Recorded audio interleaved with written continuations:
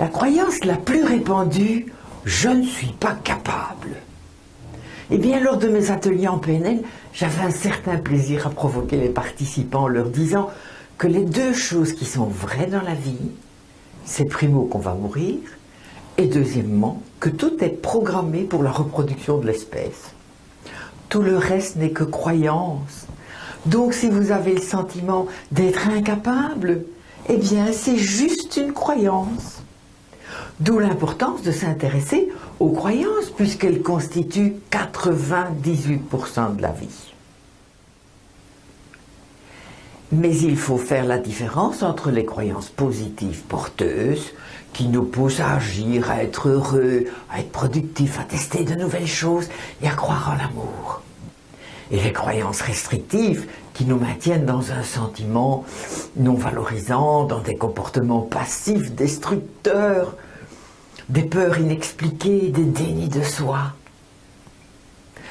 Une petite parenthèse pour ceux qui aiment comprendre. Le coach, il va s'intéresser aux croyances positives et il va les booster. Et le thérapeute, il va s'intéresser aux croyances restrictives et les éradiquer ou leur donner un sens. Aujourd'hui, je vais mettre les croyances restrictives en évidence, puisque nous allons nous intéresser à cette petite phrase, cette petite injonction qui habite à l'intérieur de la tête. Je ne suis pas capable, ou bien tu n'es pas capable. Et ce n'est pas tout à fait la même chose. Comme je viens de le dire, avec l'aide d'un thérapeute ou d'un formateur, toutes ces petites croyances négatives que nous fabriquons au plus profond de nous ne sont pas irrémédiables. Il nous est possible, quand on a les bons outils, de repenser notre vision du monde et par conséquent de modifier nos émotions et notre ressenti. Comment allons-nous faire? Premièrement, je vous propose une remédiation simple et à caractère poétique.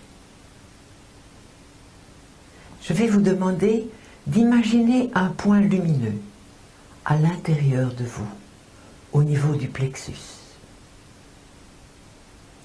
Et ce point lumineux qui irradie représente toute la beauté intérieure qui vous caractérise. Il est la poussière d'étoiles que vous étiez avant la naissance. Et cette poussière d'étoiles possède toutes les ressources du monde. Attention, ne mentalisez pas. Jouez le jeu comme un enfant. Entrez dans la candeur. Et à l'aide de vos deux mains, vous allez prendre un peu de cette énergie et l'installer à l'endroit du corps qui dit « Je ne suis pas capable ». Et puis vous laissez faire. Vous demandez à la lumière blanche de faire disparaître la croyance négative en la faisant fondre ou en coupant le son ou en la laissant être happée par un nuage. À vous de voir la modalité la plus adéquate pour vous. Rappelez-vous, notre cerveau obéit à nos injonctions, car il n'a pas de libre arbitre. Quand on lui dit de faire quelque chose, il le fait.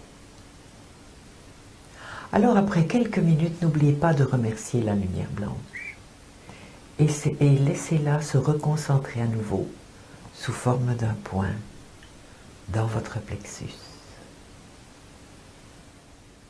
Je vais maintenant vous proposer une deuxième remédiation, mais plus complexe. Cet exercice consiste à aller chercher une ressource de confiance en soi, permettant d'annihiler la petite voix intérieure, disant « je ne suis pas capable ». Allez à la recherche d'un souvenir où vous avez réussi quelque chose et que vous étiez très fier d'avoir réussi. Cette expérience réussie peut se situer dans un contexte complètement différent. Ça peut être un contexte professionnel, un contexte amical ou sportif. Et une fois que vous avez trouvé ce moment exceptionnel de confiance en soi, gardez-le en mémoire le temps de mettre en place la suite de l'exercice. pour continuer cette remédiation dans les meilleures conditions. Je vous invite à écouter gratuitement le podcast à l'aide de vos écouteurs pour vous immerger complètement dans le travail. Alors à tout de suite.